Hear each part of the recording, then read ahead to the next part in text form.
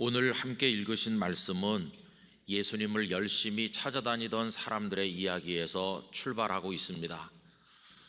베세다 들녘에서 예수님께서 떡 5개 물고기 2마리로 사람들을 먹이신 일은 널리 소문이 퍼져나갔고 디베랴에까지도 알려지게 되었습니다.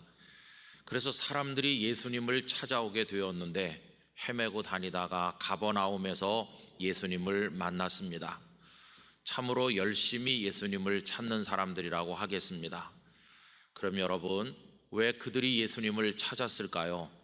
그것은 다른 게 아니라 또 우리들에게 먹을 것을 주시지 않으시겠나 하는 기대감 때문이었다고 생각합니다.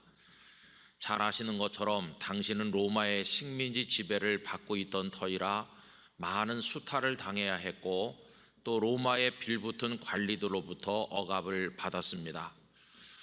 경제가 무너지고 유랑 생활을 하는 사람들도 많았다는 것을 보면 그들에게 있어서 한 끼 먹거리를 해결하는 것은 결코 작은 일은 아니었던 것으로 보입니다. 그런 사정을 아셨던 예수님께서도 그들에게 먹을 것을 주어야 한다는 것을 생각을 하신 것으로 보입니다. 요한복음 6장 5절에 보면 다음과 같은 말씀이 나옵니다. 예수께서 눈을 들어 큰 무리가 자기에게로 오는 것을 보시고 빌립에게 이르시되 우리가 어디서 떡을 사서 이 사람들을 먹이겠느냐 하시니, 빈속으로 돌아가지 않도록 무엇인가를 먹여 보내려고 하시는 예수님의 마음을 읽어볼 수가 있겠습니다.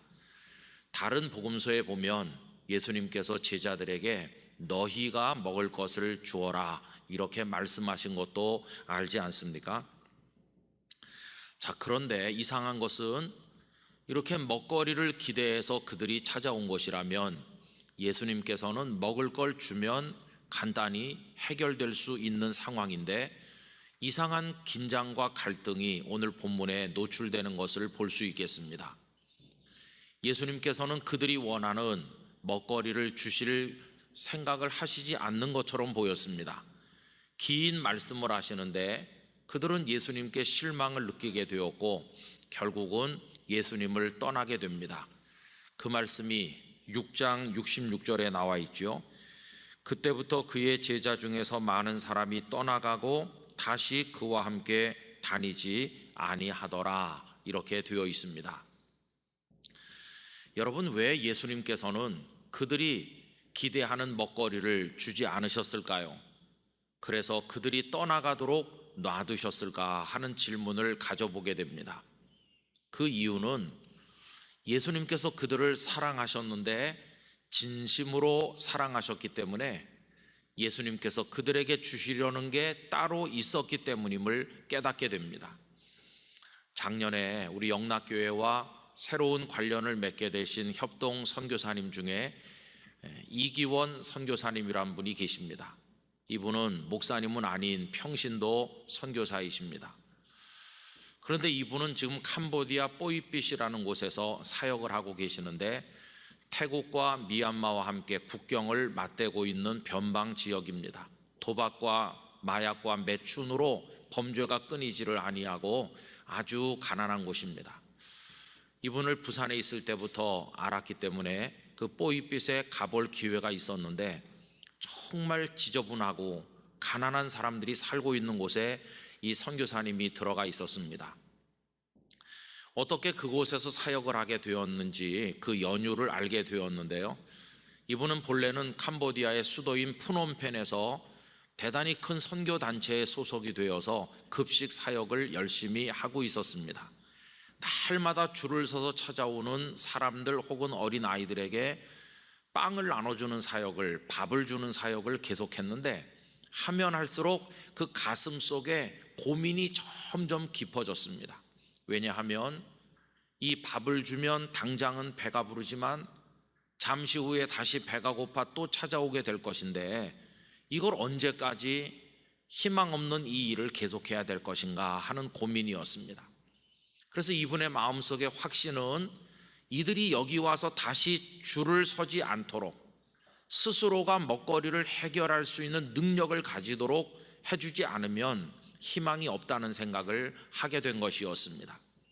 결국 이분은 그 해결책은 당장 밥 한 그릇을 주는 데 있는 것이 아니라 그들을 교육시켜야 된다는 걸 생각했습니다. 밥은 오늘의 문제를 해결하지만 교육은 내일을 구원해 주는 것이고, 그 교육 속에 예수님의 생명의 복음이 담긴다면 그것은 이 세상의 삶을 해결할 뿐만 아니라 영원으로 이어지는 축복이 된다는 걸 생각하게 된 것입니다.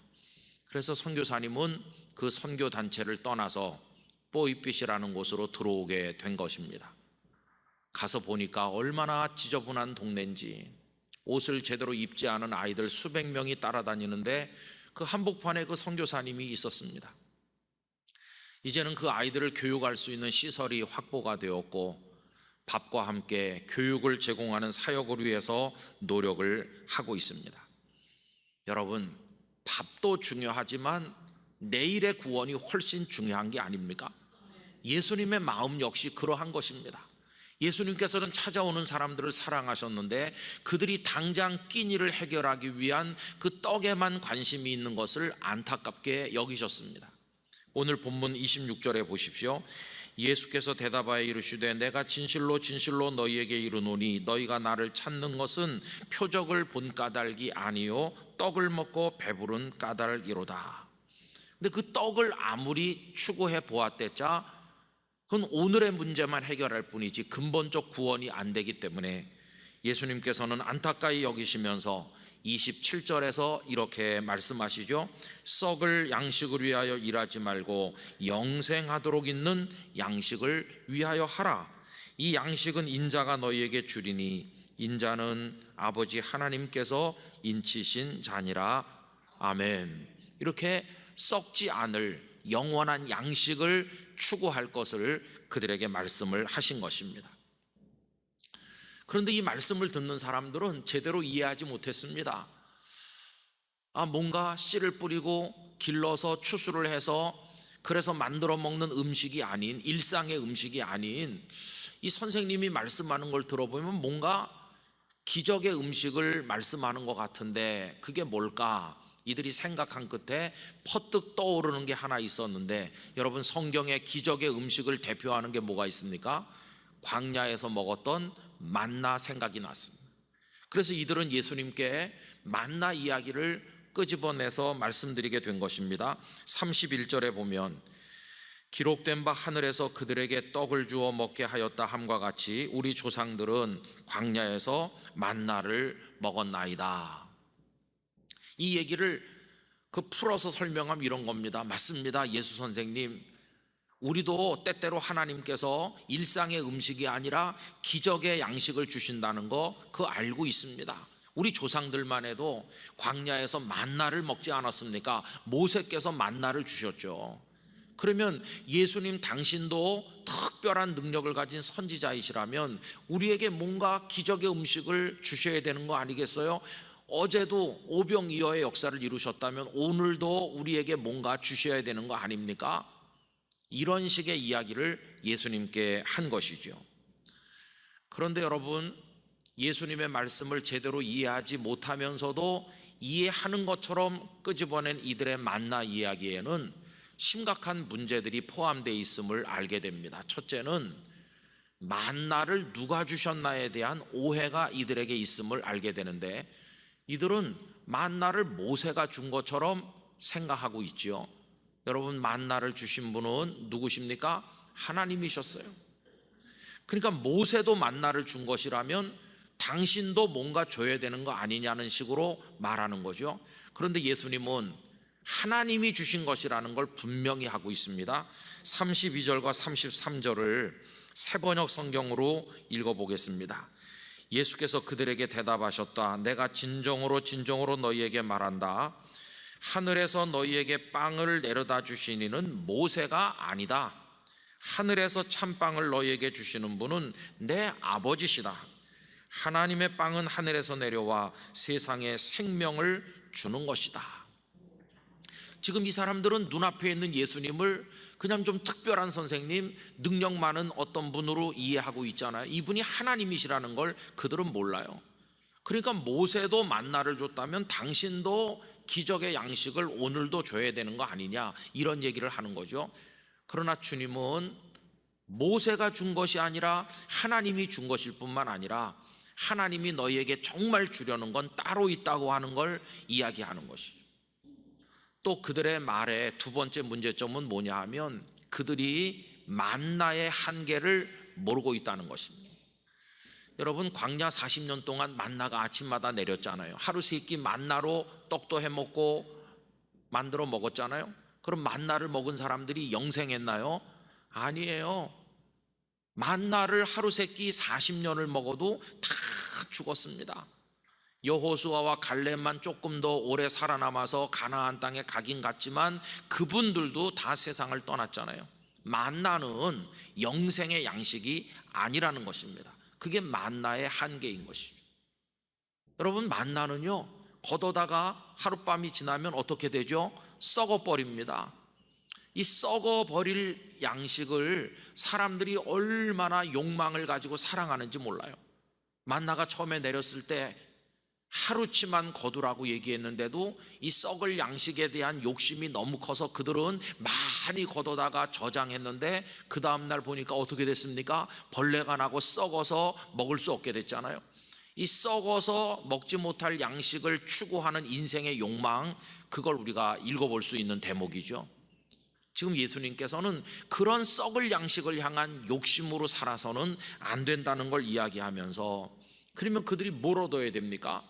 썩지 않을 양식, 영원한 양식, 생명의 양식을 얻어야 된다고 말씀을 하는 것이죠. 그럼 여러분, 생명의 양식이 무엇입니까? 다른 게 아니라 우리 주님이 바로 생명의 양식입니다. 35절 말씀을 함께 읽겠습니다. 예수께서 이르시되 나는 생명의 떡이니 내게 오는 자는 결코 줄이지 아니할 터이요 나를 믿는 자는 영원히 목마르지 아니하리라. 아멘.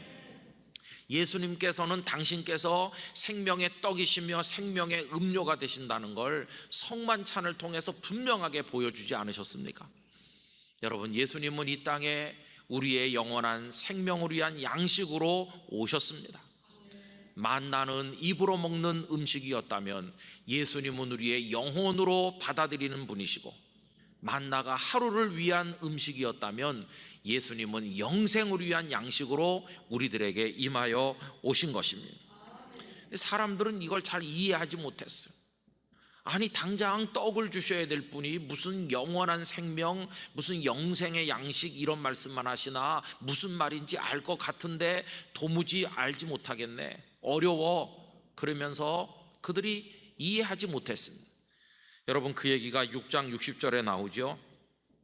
제자 중 여럿이 듣고 말하되 이 말씀은 어렵도다, 누가 들을 수 있느냐 한데, 그리고 결국은 이 사람들은 아까 말씀드린 대로 다 예수님을 떠나게 된 것이었어요.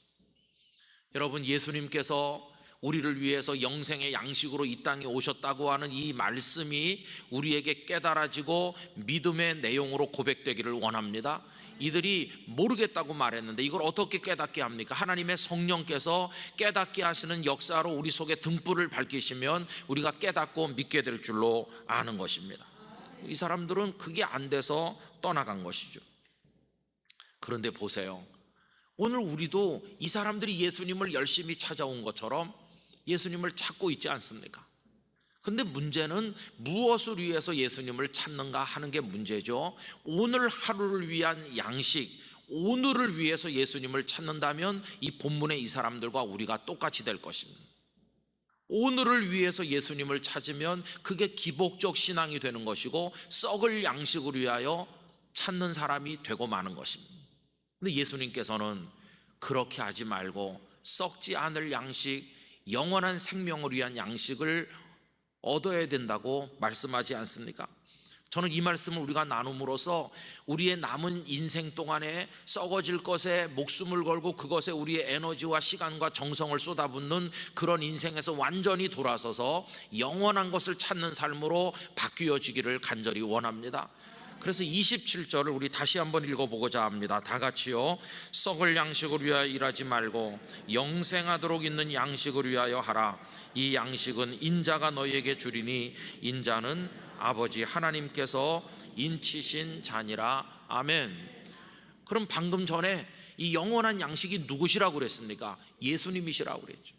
그럼 그 예수님을 내가 받아서 먹는 나의 양식으로 삼는 비결이 뭘까요? 그거는 예수님을, 그 영원한 생명이심을 믿는 것입니다. 28절 29절을 같이 읽겠습니다. 그들이 묻되 우리가 어떻게 하여야 하나님의 일을 하오리이까? 예수께서 대답하여 이르시되 하나님께서 보내신 일을 믿는 것이 하나님의 일이니라 하시니. 아멘. 하나님께서 보내신 분이 누구세요? 예수님이세요. 그 예수님은 나의 구주이시며 내가 그분을 나의 영혼으로 먹고 마시듯이 받아들일 때 내게 영생을 위한 양식이 되시는 줄로 믿습니다. 이렇게 믿으라고 말씀하고 계신 것입니다. 그럴 때 우리에게 영원한 생명이 들어오게 되는 것이죠. 그럼 여러분, 이 영원한 생명은 우리에게 어떻게 나타나는 것입니까? 이 생명이라고 하는 것은 그것을 담는 그릇을 필요로 하고 있죠. 그 그릇은 다름 아닌 이 몸입니다.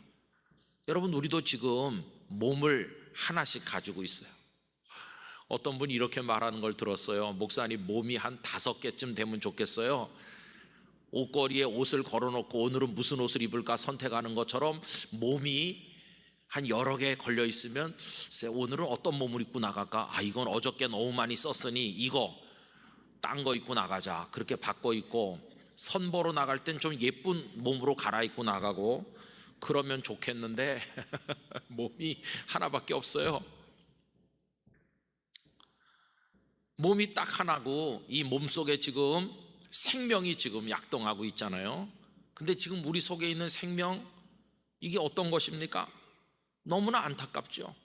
여기 지금 팔딱팔딱 심장이 뛰는 것으로 상징되는 생명이 있는데 이 생명이 영원한 생명이 아니고 점점 힘을 잃고 약해지다가 사라질 생명이죠. 그 생명을 담고 있는 이 몸이라고 하는 것 또한 그 생명과 함께 사라질 것이죠. 여러분, 하나밖에 없는 이 몸도 아무리 내가 매만지고 가꾸고 이렇게 노력을 해도 여러분 다 몸짱 하고 싶으시잖아요. 그래도 이게 그렇게 안 되는 것이, 이게 우리들의 아픔이죠. 그러면 이 몸에는 영원한 생명을 담을 수가 없는 거라면 주님이 우리에게 주시는 영원한 생명을 담으려면 몸이 새로 필요하잖아요. 이 몸 가지고는 안 되잖아요.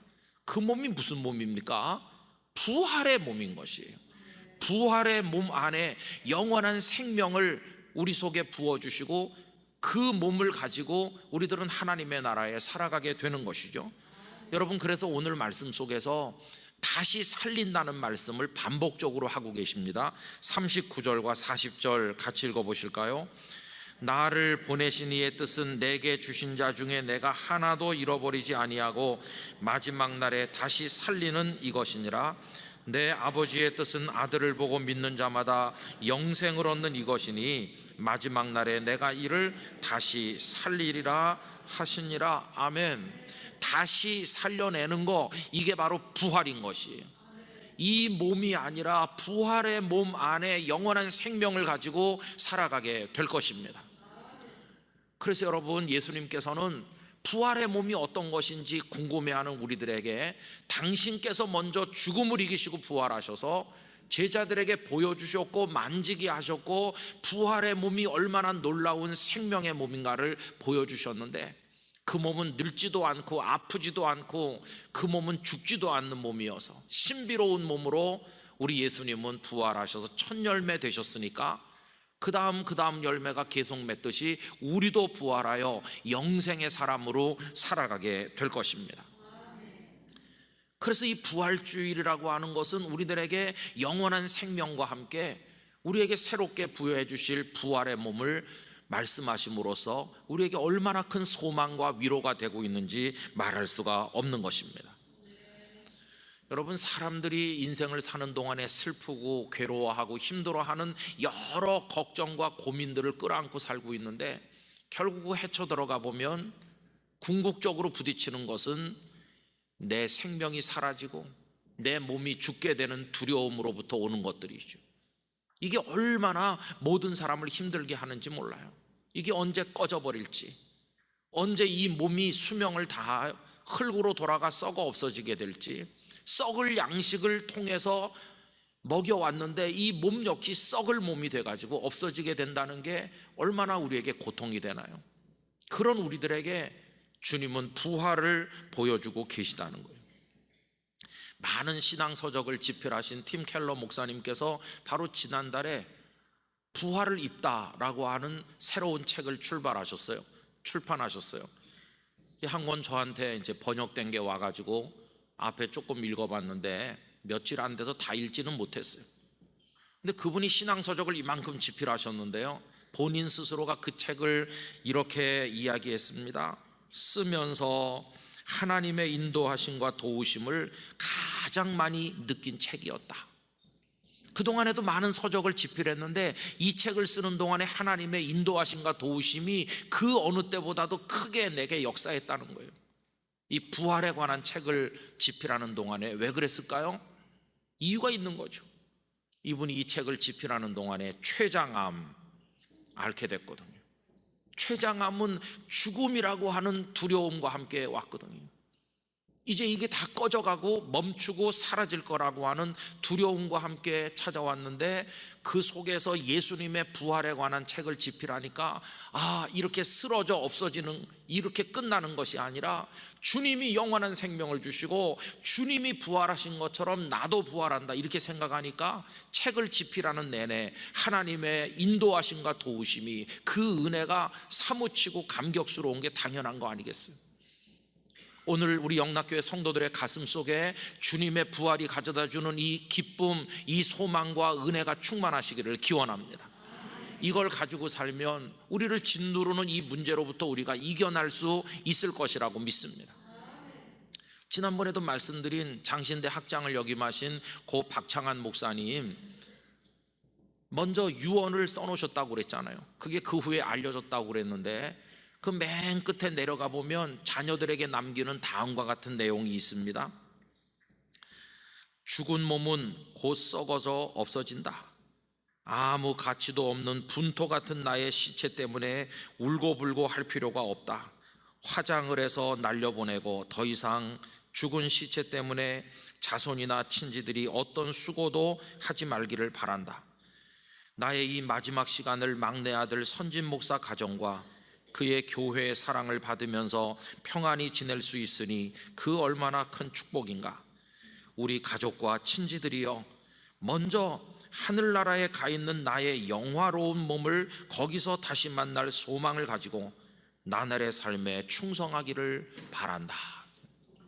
목사님은 내가 죽걸랑 이 몸을 어떻게 해서 어디다가 잘 장례 지내달라, 이 몸을 위한 부탁을 아무것도 하지 않았어요. 이 몸에 집념을 가지지 않았어요. 이거 그저 화장해서 그냥 없애달라. 왜? 이 몸 이거는 어차피 그런 것이니까요. 그렇게 할 수 있는 마지막 그 밑바닥에 목사님의 가슴 속에 있었던 게 뭘까요? 부활의 영광스러운 몸에 대한 소망이 있는 것이에요. 그 끄트머리에 보면 영화로운 몸이라고 표현하고 있잖아요. 여러분, 부활 소망을 우리 가슴 속에 품고 살 때 이 몸으로 인한 욕망의 집착에서 벗어날 수 있게 될 줄로 믿습니다. 그동안 우린 4주간에 걸쳐서 세상의 맨 끝에 먼저 가서 되돌아보는 마음으로 사라져 없어질 것을 위해서 살지 말고 영원히 존재할 것을 위해 살아야 된다고 말씀을 드리지 않았습니까? 그걸 이제 종합을 해가지고 얘기하면 이렇게 되는 거죠. 영존하시는 하나님의 품에서 우리들이 영원한 생명, 이 영생을 가지고 영원한 하나님의 나라에서 살아가게 될 것입니다. 그것만이 이 세상이 다 쓰러지고 없어진 그 후에도 남게 될 것임을 성경이 우리들에게 가르쳐주고 있는 것입니다. 여러분, 우리는 그런 기준으로 살아가게 되기를 원합니다. 그렇다고 한다면 그 나머지는 다 바람에 나는 것처럼 없어질 것이죠. 아침 안개 쓰러질 것처럼 사라질 것들 아닙니까? 그거를 위해서 분노하고, 그것 때문에 흥분하고, 그거 얻었다고 기뻐하고, 그거 못 얻었다고 슬퍼하며 아웅다웅하며 살았던 우리들의 어리석음을 이제는 다 내려놓고, 부족한 내가 하나님의 은혜로 구원을 받아 영원한 생명의 사람이 되어 하나님의 품에서 하나님의 나라를 누리게 될 걸 생각한다면 그런 모든 것에서 벗어나 자유화하는 새처럼 살아갈 수 있어야만 될 것입니다. 여러분, 얽매이기 쉬운 모든 것에서 벗어나시기를 기원합니다. 어떤 감정의 사슬에도 매이지 마시기를 바랍니다. 다 툴툴 털고 다 벗어나시기를 바랍니다. 막힌 거 다 뚫고 놓을 거 다 놓고 그러면서 가벼운 자유인으로 하나님의 사람으로 살아가시기를 부탁드립니다.